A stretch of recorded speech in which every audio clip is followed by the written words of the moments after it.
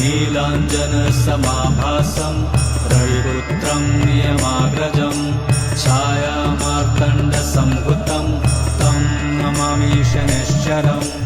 नीलाञ्जनसमाभासं रविपुत्रं नियमाग्रजं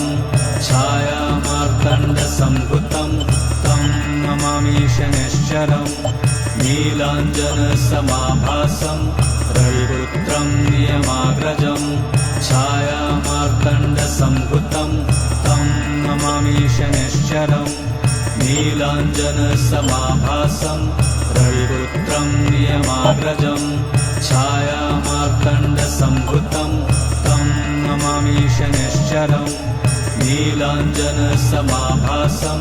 रविपुत्रं नियमाग्रजं